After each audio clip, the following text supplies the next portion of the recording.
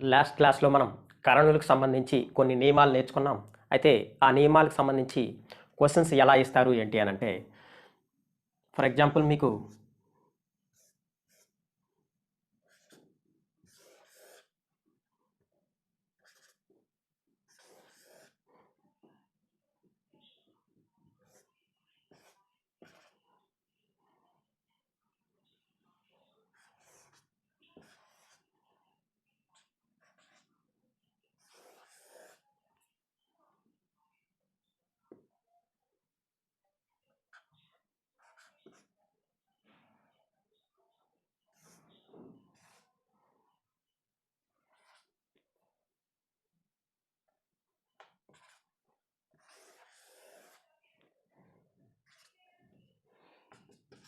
దీని యొక్క విలువ ఎంత అని మీకు క్వశ్చన్ అడగడానికి ఛాన్స్ ఉంది.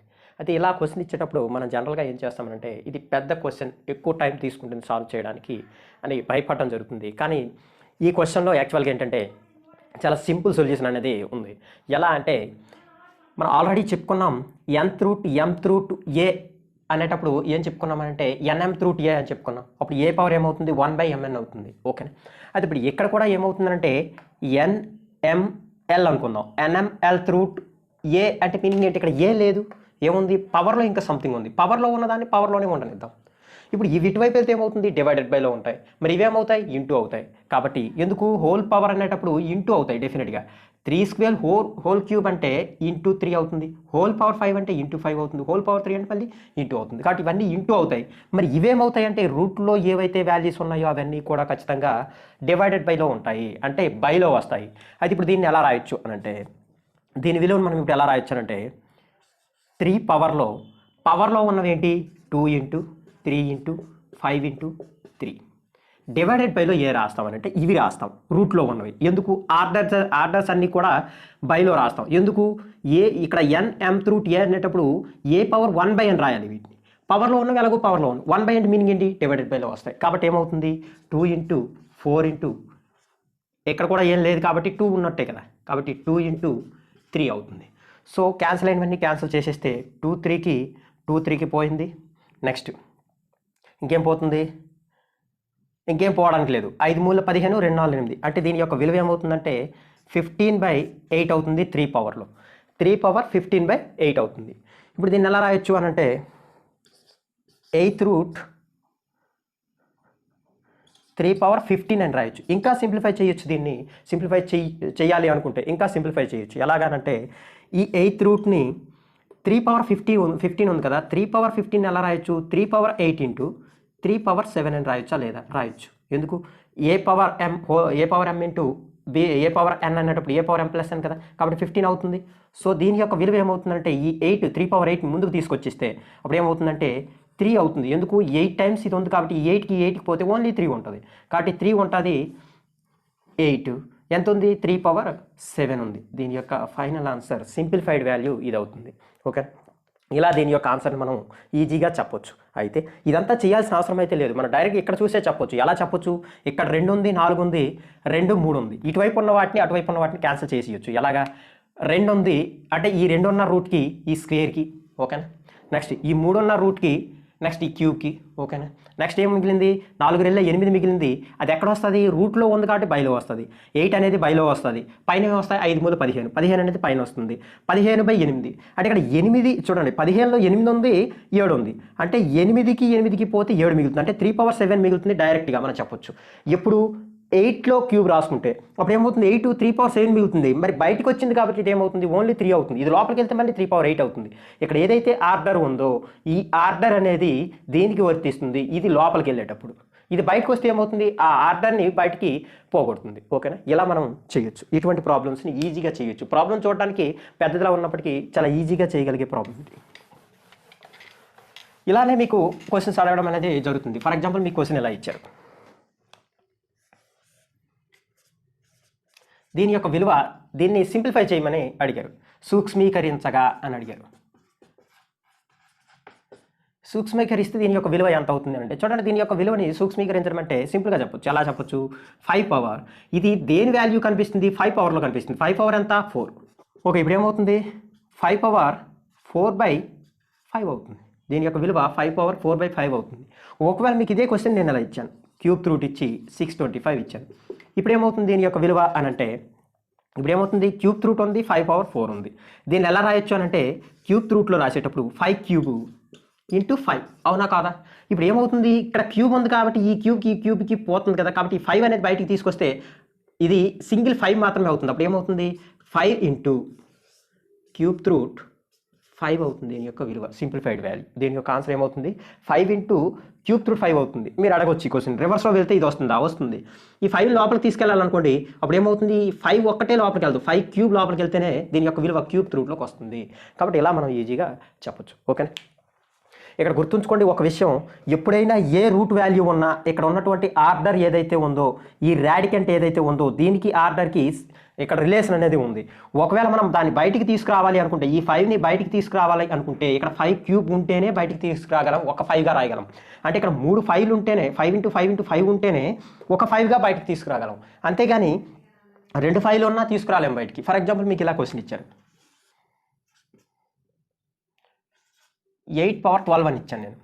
8^12 అని ఇచ్చేటప్పుడు దీన్ని ఎలా రాయొచ్చు అని అంటే, 4th రూట్ 8^12 కదా, 8^12ని ఎలా రాయొచ్చు అని అంటే 8^4 ఇంటూ 8^4 ఇంటూ 8^4 రాయొచ్చా లేదా? ఇలా రాయొచ్చు కదా.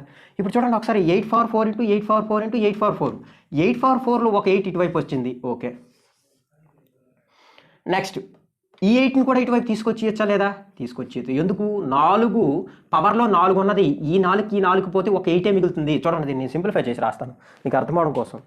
ఈ ఒక్క విషయం ఇక్కడ అర్థమైందంటే మీరు ఎక్కడికైనా ఈజీగా ఇటువంటి ప్రాబ్లమ్స్ని సాల్వ్ చేయగలరు. చూడండి, ఇక్కడ నేను ఎలా రాస్తానంటే దీన్ని 4th రూట్ 8^4 ఇంటూ మళ్ళీ 4th రూట్ రాస్తాను. 8^4 విడదీసి రాయొచ్చు కదా.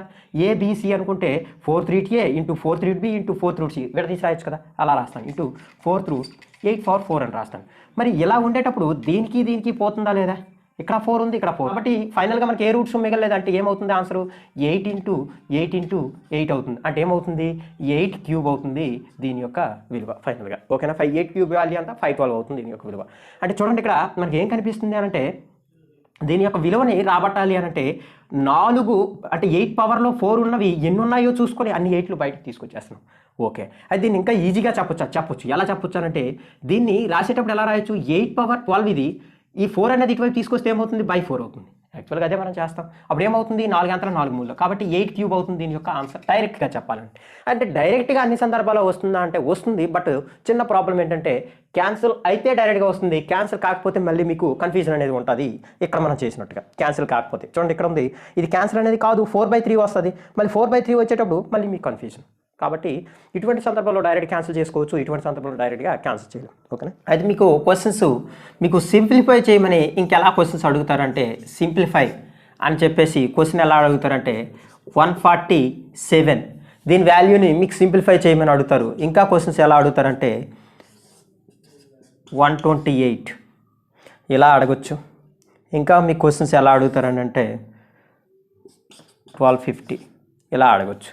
అయితే వీటిని సింప్లిఫై చేసేటప్పుడు మనం అబ్జర్వ్ చేయాల్సిందంతా ఏంటంటే, మనకి ఇక్కడ ఉన్నటువంటి ఆర్డర్, ఇదేంటిది రాడికెంట్, ఇది ఆర్డర్ని మనం ఫస్ట్ అబ్జర్వ్ చేయాలి. అబ్జర్వ్ చేయకుండా చాలామంది క్వశ్చన్ని సాల్వ్ చేయడానికి ప్రయత్నం చేస్తారు, తప్పు రావడానికి ఎక్కువ ఛాన్స్ ఉంటుంది. ఆన్సర్ని ఎలా మనం చేస్తామనంటే 147 కదా, 147ని దేని యొక్క మల్టిపుల్ అని చెప్పొచ్చు అని అంటే, ఇది మీరు చేయగలిగితే ఐడియా వస్తే ఓకే, ఐడియా రాలేదనుకోండి పక్కన వేసుకోండి 147 అని. దీన్ని ఏ నెంబర్ చేత మల్టిప్లై చేయొచ్చు చూడండి. 1 4 5 5 7 12 అంటే 3 చేత అయిపోతుంది. కాబట్టి 3 4 12 ఎంత అవుతుంది, 3 4 12 3 9 27. సో ఇంకెంత ఉంది, 49 అనేది క్లియర్గా మనకు కనిపిస్తుంది. ఒకదాని యొక్క స్క్వేర్ వాల్యూ దేనిది, 7 స్క్వేర్. కాబట్టి 7 7 ఏమవుతుందంటే ఒక పెయిర్ ఫామ్ అయింది. మనకు కావాల్సింది కూడా స్క్వేర్ రూటే కదా, ఇక్కడ ఏం లేదని అంటే స్క్వేర్ రూట్. కాబట్టి మనకి 2 వస్తే చాలు, ఒక పెయిర్ వస్తే చాలు, 7 7. కాబట్టి ఇప్పుడు ఏమైంది, దీని యొక్క వాల్యూ 3 ఇంటూ 7 స్క్వేర్ వచ్చింది. ఓకేనా? ఇప్పుడు మనం దీన్ని విడదీసి రాస్తే square root 3 into square root 7 square. ఇప్పుడు 7 స్క్వేర్కి స్క్వేర్ రూట్కి పోయిందంటే 7 అవుతుంది దీని యొక్క విలువ. నేను రాస్తాను చూడండి, మళ్ళీ దీన్ని స్క్వేర్ ఇంటూ ఇలా రాసామనుకోండి, దీనికి పోయిందనుకోండి 7 అయింది. 7√3 అవుతుంది దీని యొక్క ఫైనల్ ఆన్సర్. ఓకేనా? మరి దీన్ని ఎలా రాయొచ్చు? దీన్ని ఎలా రాయొచ్చు అంటే దీన్ని కూడా మీకు తెలియకపోతే, తెలిస్తే ఓకే, తెలియకపోతే ఇలా విడదీసుకోండి. ఇప్పుడు ఏమవుతుంది, దీని యొక్క విలువని మనం సింప్లిఫై చేయాలంటే 1 2 3 3 8 11 అంటే 3 చేత అవ్వదు, 5 చేత ఎలాగో అవ్వదు, 4 చేత అవుతుంది. కాబట్టి 4 చేత చూస్తే 4 3 12, నెక్స్ట్ 4 ఎంతలు అవుతుంది, 4 2 8, సో 32 అయింది. 32 అనేది మనకు క్లియర్గా కనిపిస్తుంది. మనకు కావాల్సింది ఇక్కడ 5 కాబట్టి పవర్లో 5 రావాలంటే 32 అనేది 2 పవర్ 5 అవుతుంది. కాబట్టి 2 పవర్ 5 అని 32ని డైరెక్ట్గా రాసియచ్చు. కాబట్టి ఇక్కడ ఏం రాసుకోవచ్చు అంటే దీన్ని 4 ఇంటూ 2 పవర్ 5 డైరెక్ట్గా ఫస్ట్ రాస్తాను చూడండి, 2 పవర్ 5 ఇంటూ 4 అని రాయొచ్చు దీన్ని. ఓకేనా? దేంట్లో? 5th రూట్లో. మరి దీన్ని విడదీయొచ్చా? విడదీయొచ్చు. ఎలా విడదీయొచ్చు? 5th రూట్ 2 పవర్ 5 అవుతుంది ఇంటూ 5th రూట్ 4 అవుతుంది. ఇప్పుడు 5th రూట్కి పవర్ 5కి పోతే ఎంత మిగిలింది? 2 మిగిలింది. అంటే 2 ఇంటూ 5th రూట్ 4 అవుతుంది దీని యొక్క ఫైనల్ ఆన్సర్. ఓకేనా? ఇలా మనం ఈజీగా సాల్వ్ చేయొచ్చు. ఎప్పుడు ఇది మనకి ఈ సింప్లిఫికేషన్ అనేది వస్తే, అయితే సింప్లిఫికేషన్ అనేది మనకు చూడగానే ఐడియా రావడానికి ఛాన్స్ ఉంది. ఐడియా రాకపోతే ఇలా వేసుకుంటారు మీరు కసాగు పద్ధతి. అయితే మీరు క్వశ్చన్ అడగచ్చు, జనరల్గా మనం కసాగు చేసేటప్పుడు ఎప్పుడు కూడా ఇక్కడ ప్రధాన సంఖ్యను తీసుకుంటాం కదా, మీరు ఇక్కడ 4 తీసుకున్నారు, ఇది ప్రధాన సంఖ్య కాదు కదా అని అంటే, మనం ఇక్కడ 4 ఎందుకు తీసుకున్నాము అని అంటే దీన్ని సింప్లిఫై చేసేటప్పుడు ఏ వాల్యూస్ దీని యొక్క ఫ్యాక్టర్స్ చూసామంతే. ఇప్పుడు మనకి అవసరం అనుకుంటే దీన్ని 2 స్క్వేర్గా ఊహించుకోవచ్చు మైండ్లో. కాబట్టి ఇది ప్రాబ్లం ఏం లేదు, ఇది కసాగు కట్టడం కాదు, దీని యొక్క ఫ్యాక్టర్స్ని ఫైండ్ చేస్తున్నాం అంతే. ఓకే, ఇక్కడ చూడండి దీని యొక్క విలువ. ఇక్కడ మనకు 5 క్లియర్గా కనిపిస్తుంది కాబట్టి 5 చేత చేయొచ్చు. 125 అంటే ఇక్కడ ఏముంది? 2 ఉంది. కాబట్టి 2 ఉందని అంటే 2 పెయిర్స్ వస్తే చాలు మనకి. ఇప్పుడు 5 చేత చేస్తే ఏమవుతుందంటే 5 ఎంతలు అవుతుంది? 5 2 నెక్స్ట్ 5 5 25, ఎంత మిగిలింది? 0 మిగిలింది. తర్వాత ఏమవుతుంది? 5 5 0, నెక్స్ట్ 5 10 5 2. ఒకసారి అబ్జర్వ్ చేయండి, ఇక్కడ ఏముంది? 2 ఉంది. అంటే 2 పెయిర్స్ కావాలి. అంటే 5 2 ఉన్నాయి, మళ్ళీ 5 2 ఉన్నాయి. అంటే 5 2 2 2 సార్లు వచ్చాయి. నెక్స్ట్ ఇంకేం మిగిలింది? 2 మిగిలింది. కాబట్టి దీన్ని ఎలా రాయొచ్చు అంటే 5 స్క్వేర్ ఇంటూ 5 స్క్వేర్ ఇంటూ 2 అవుతుంది. దీన్ని వేరువేరుగా నేను రూట్లు రాస్తాను చూడండి. ఓకేనా? ఇప్పుడు ఏమవుతుంది? స్క్వేర్కి రూట్కి పోయింది, స్క్వేర్కి రూట్కి పోయింది, ఇక్కడ ఏం పోవడానికి లేదు. కాబట్టి ఇప్పుడు ఏమవుతుంది? 5 ఇంటూ 5 అంటే 25 రూట్ 2 దీని యొక్క ఆన్సర్. ఓకేనా? ఇలా మనం ఈజీగా చెప్పొచ్చు. అయితే మీరు చాలాసార్లు అనుకుంటారు ఏంటంటే దీన్ని 5 పవర్ స్క్వేర్ ఇంటూ 5 పవర్ అంటే 5 ఇంటూ 5 ఇంటూ 5 ఇంటూ ఎన్నిసార్లు ఇచ్చారు అన్నిసార్లు ఇక్కడ రాస్తారు, రాసి ఇంటూ 2 రాస్తారు. 5ని 4 టైమ్స్ రాసి ఇంటూ 2 రాస్తారు. అంటే 2 5లు వేరువేరుగా తీసుకొని ఇక్కడ రాస్తారు. అంతకంటే డైరెక్ట్గా మనం ఇక్కడే చూసేస్తాం. 5 స్క్వేరు 5 స్క్వేరు 2 2లు కావాలి కాబట్టి స్క్వేర్కి రూట్కి పోయింది, రూట్ 2 మిగిలింది ఫైనల్గా. ఇదంతా కూడా మీరు మైండ్లో చేయాల్సినటువంటి విషయం. ఓకేనా? ఇది సింప్లిఫై చేయడం. ఏదైనా వాల్యూ ఇచ్చినా కానీ దాన్ని సింప్లిఫై ఇలా ఈజీగా చేస్తాం. అయితే మీరు ఇక్కడ విషయం గుర్తుంచుకోవాల్సింది ఏంటంటే రాడికెంట్ ఎంత ఉందనేది మీరు అబ్జర్వ్ చేయకుండా చేసేస్తే మీకు ఎంతసేపు మీకు గుర్తుండేది ఏంటంటే వర్గమూలం మాత్రమే, స్క్వేర్ రూట్ మాత్రమే మీకు గుర్తుంటుంది. కానీ రాడికెంట్లో ఖచ్చితంగా మీకు ఏ వాల్యూ ఉందనేది మీరు అబ్జర్వ్ చేయాల్సిన అవసరం అయితే ఉంది. అయితే ఇప్పుడు మీకు చెప్పేటప్పుడు ఏం చెప్పాము? ఇది ఏ అనుకుంటే, ఇది ఎన్ అనుకుంటే దీన్ని ఏమని చెప్పాము? ఆర్డర్ అని చెప్పాము.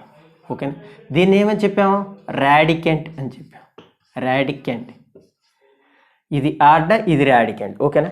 ఈ విషయాల్ని ఆధారంగా చేసుకొని మనం ఎక్కువగా ఎడిషన్ కానీ మరియు మల్టిప్లికేషన్ కానీ చేస్తాం. అయితే ఇప్పుడు ఎడిషన్ మల్టిప్లికేషన్ గురించి చెప్పుకుంటే దీని గురించి క్లారిటీ అనేది మీకు వస్తుంది. అయితే ఈ సర్డ్స్ యొక్క ఎడిషన్ అండ్ సబ్స్ట్రాక్షన్ ఫస్ట్ చూద్దాం. Addition and subtraction of surds, కరణం యొక్క తీసివేయుట మరియు కలుపుట. ఓకేనా? దీన్ని చూద్దాం. జనరల్గా మీకు ఒకే ఒక పాయింట్ గుర్తుంచుకోవాలి. ఎడిషన్ సబ్స్ట్రాక్షన్లో ఏవేని 2 సర్డ్స్ ఇచ్చేటప్పుడు, 2 కరణులు ఇచ్చేటప్పుడు ఆ 2 కరణుల యొక్క ఆర్డర్స్ అంటే ఏంటి?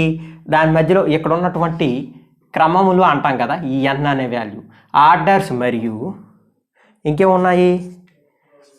రాడికెంట్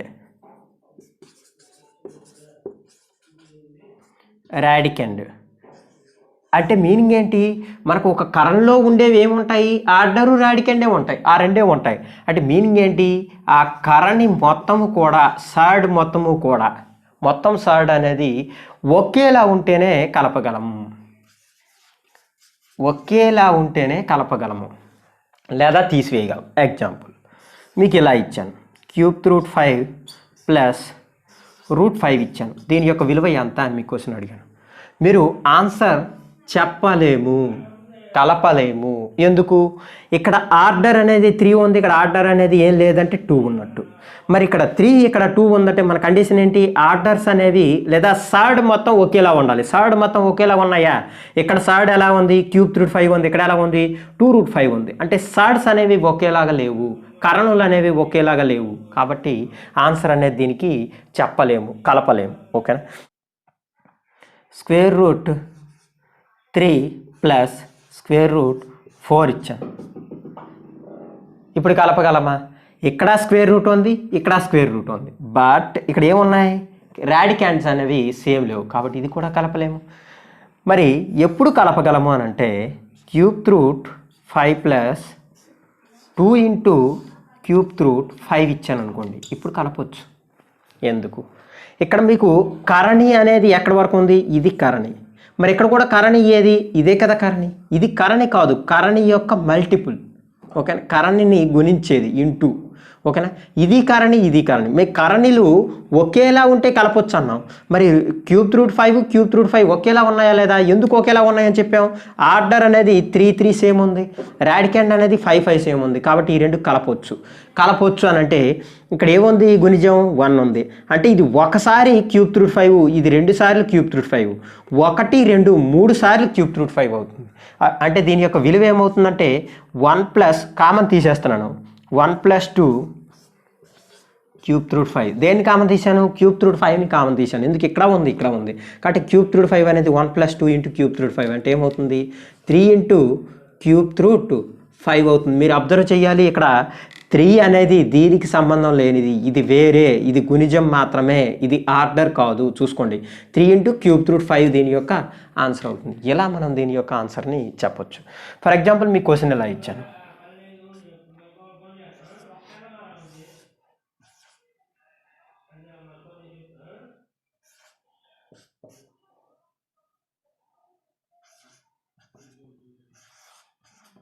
ఇలా ఇచ్చాను. ఇప్పుడు దీని యొక్క విలువనే నేను అడిగేటప్పుడు మీరు చెప్పగలరా, చెప్పొచ్చు. ఎందుకు, ఇక్కడ సర్డ్ ఏది 5√26 కరణి, ఇక్కడ కూడా కరణి ఏది, ఇక్కడ కరణి ఏది 5√26, 5√26 రెండు సేమ్, కాబట్టి ఇప్పుడు కలపొచ్చు. అది ఇప్పుడు కలిపేటప్పుడు ఏమవుతుందంటే ఇక్కడ 25 టైమ్స్ ఉంది, ఇక్కడ 1 టైం ఉంది, 25 1 26 టైమ్స్ ఏముంది 5√26 ఉంది, కాబట్టి ఆన్సర్ ఏమవుతుందంటే 26 5√26 అవుతుంది. ఇది చూసుకోండి, మీరు అబ్జర్వ్ చేయాల్సినటువంటి విలువ ఏంటంటే ఈ 5 అనేది ఆర్డర్, ఇది రాడికండ్. ఈ విషయాలు మాత్రం రెండు సమానం అయితే, ఆర్డర్కి ఆర్డరు, రాడికండ్కి రాడికండ్ రెండు సమానం అయితే మాత్రమే కలపగలం, లేదంటే కలపడం సాధ్యపడదు. కలపడం లేదా తీసివేయడం ఏదైనా కానీ. ఫర్ ఎగ్జాంపుల్ మీ క్వశ్చన్ ఎలా ఇచ్చాను,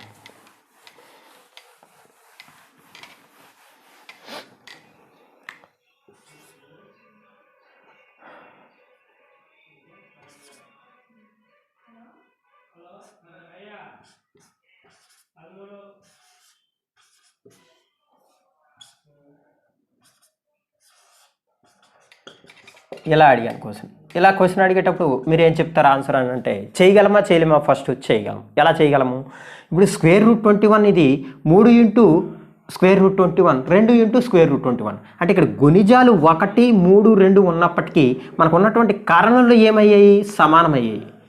√21 కదా మూడింట్లోనూ, కాబట్టి కలిపియొచ్చు ఈజీగా. ఎలా కలపొచ్చు, ఇది 1 + 3 మైనస్ ఉంది కాబట్టి -2 ఇంటూ √21, అవునా కాదా. √21ని 3 దగ్గరలో కామన్ తీస్తే 1 + 3 - 2 అవుతుంది, కాబట్టి ఏమవుతుంది 1 + 3 4, 4 - 2 2 అవుతుంది, 2√21 దీని యొక్క ఫైనల్ ఆన్సర్ అవుతుంది.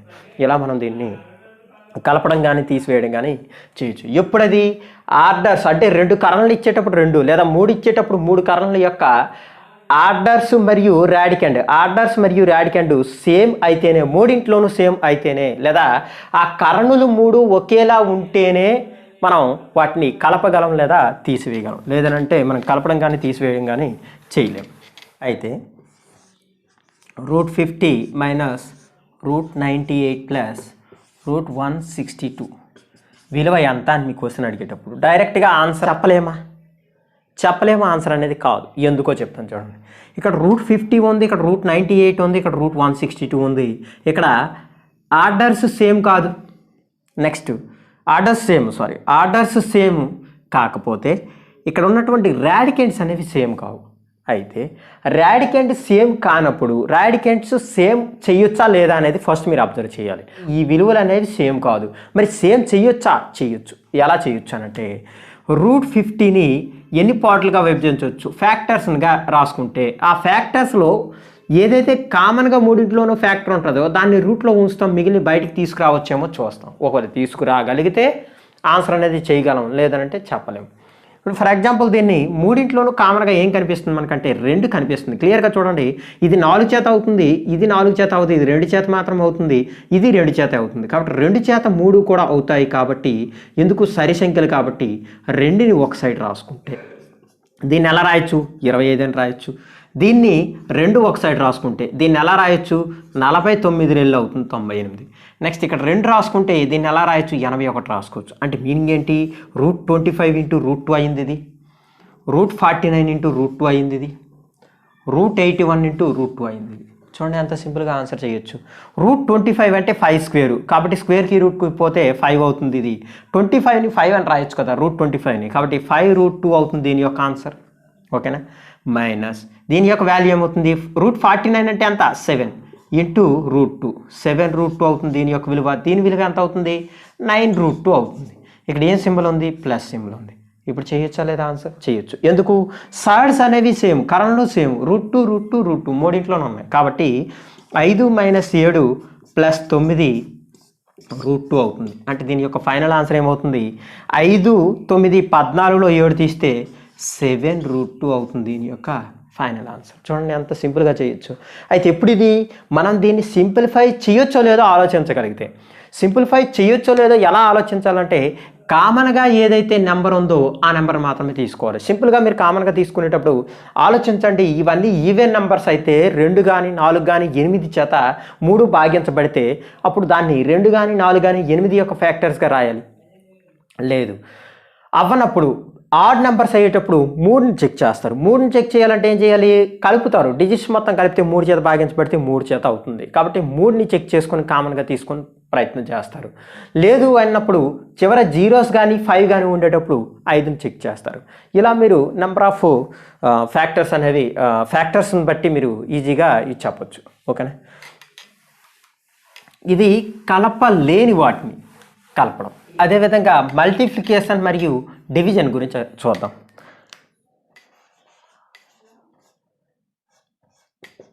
మల్టిప్లికేషన్ మరియు డివిజన్. మల్టిప్లికేషన్ అండ్ డివిజన్కి వచ్చేసరికి ఈ కణముల యొక్క గుణకారం మరియు భాగహారం ఎలా చేస్తామనంటే మీకు ఒకే ఒక కండిషన్ గుర్తుంచుకోవాలి. ఇది ఏంటంటే ఆర్డర్ అనేది ఏదైనా కణముల యొక్క 2 కరణలు ఇస్తే 2 కరణలు, 3 ఇస్తే 3, వాటి యొక్క ఆర్డర్స్ అనేవి సేమ్ అయితే చాలు. అంటే ఏదైతే మన కరణ్ ఇస్తున్నారో ఆ కరణ్ యొక్క ఆర్డర్ సేమ్ అయితే వాటిని ఈజీగా గుణించవచ్చు లేదా భాగించవచ్చు. ఆర్డర్ సేమ్ అయితే చాలు. ఓకేనా. అంటే మనం ఇక్కడ ఏం అబ్జర్వ్ చేయాలి, రాడికెండ్ అనే విషయాన్ని మనం అబ్జర్వ్ చేయకపోయినా పర్వాలేదు. ఎందుకంటే రాడికెండ్ ఏమున్నా కానీ ఆర్డర్స్ ఏమైతే మనం గుణించవచ్చు లేదా భాగించవచ్చు. ఫర్ ఎగ్జాంపుల్ √5 ఇంటూ √21 విలువ ఎంత అంటే క్వశ్చన్ ఆన్సర్ చెప్పలేము. ఎందుకు, ఈ రెండింటిని అసలు గుణించడమే సాధ్యం కాదు. ఎందుకు అంటే ఆర్డర్ సేమ్ అవ్వాలి. ఆర్డర్స్ అనేవి ఇక్కడ సేమ్ ఉన్నాయా, లేవు. ఇక్కడ 2 ఉన్నట్టే కదా, ఆర్డర్స్ అనేవి సేమ్ లేవు కాబట్టి గుణించలేము.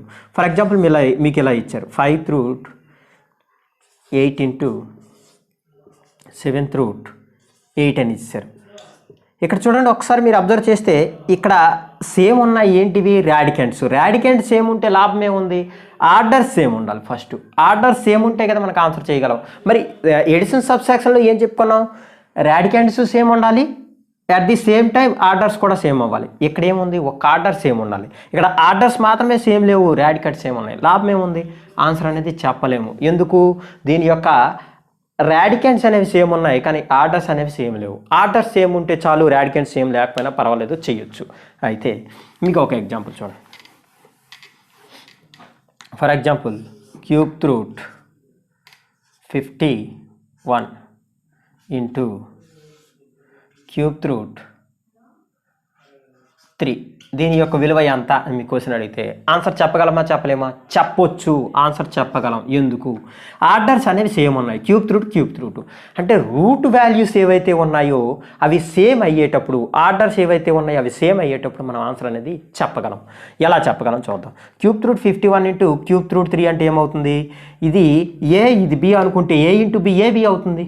సో ఏమవుతుంది ఫైనల్గా క్యూబ్ రూట్ 51 ఇంటూ 3 అవుతుంది.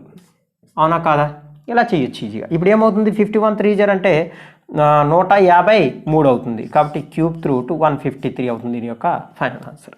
ఓకేనా. ఫర్ ఎగ్జాంపుల్ ఇలా ఇచ్చారు 5 రూట్ 125 ఇంటూ 5 రూట్ 2 ఇచ్చారు. దీని యొక్క విలువ ఎంత అని మీకు క్వశ్చన్ అడిగారు. ఇక్కడ మీరు ఎక్కువ ఆలోచించాల్సిన అవసరం లేదు, మనకు కావాల్సింది ఏంటి, ఆర్డర్ సేమ్ ఉండాలి, సేమ్ ఉన్నాయి. కాబట్టి 125 ఇంటూ 2 ఎంత అవుతుంది, 250 అవుతుంది. ఏ ఆర్డర్లో, 5 ఆర్డర్లో.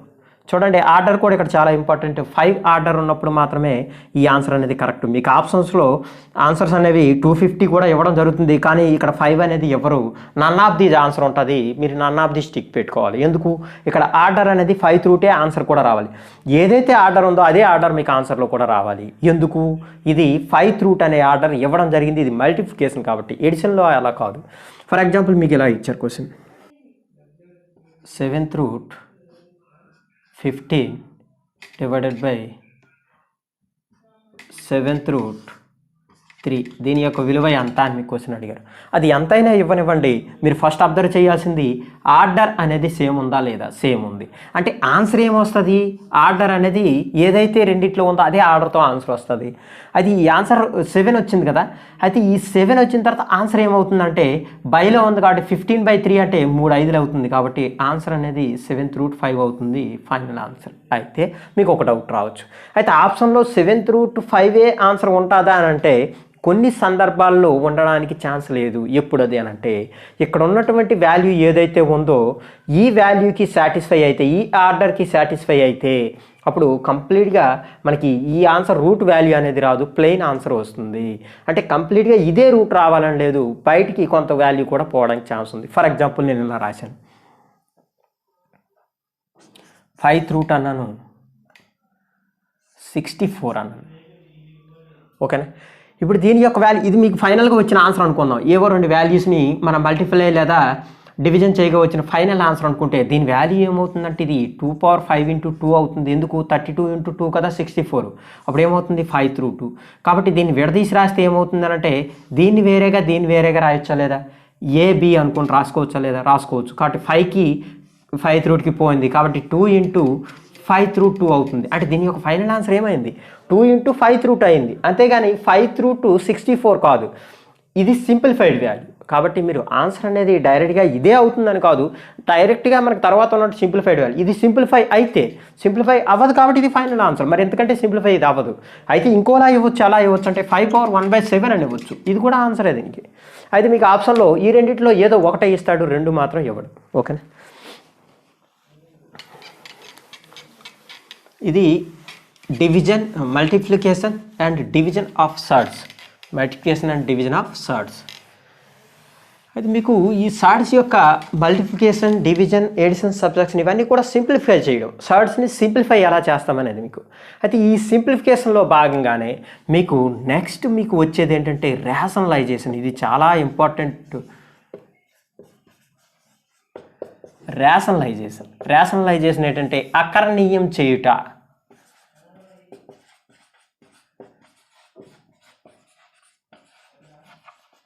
అయితే అకర్ణీయం చేయటం అనగానే మీకు అకాడమిక్ ఇయర్లో కాకుండా మీకు డైరెక్ట్గా కాంపిటేటివ్ ఎగ్జామ్లో అడిగే క్వశ్చన్స్ ఫస్ట్ అడగగానే బేసిక్ సంబంధించి అడిగే క్వశ్చన్ ఏంటంటే రేషనలైజేషన్ ఫ్యాక్టర్ అంటే అకరణీయ కారణాంకం అడుగుతారు, మీకు ఆర్ఎఫ్ అడుగుతారు, రేషనలైజేషన్ ఫ్యాక్టర్ గురించి అడుగుతారు, అకరణీయ కారణాంకం అడుగుతారు. ఇది చాలా ఇంపార్టెంట్. ఈ క్వశ్చన్ మీకు చాలాసార్లు అడగడం కూడా జరిగింది. కాబట్టి అకరణీయం చేయుట అనేది మీరు చేయగలరు, మీరు 8th 9th చూసుంటారు.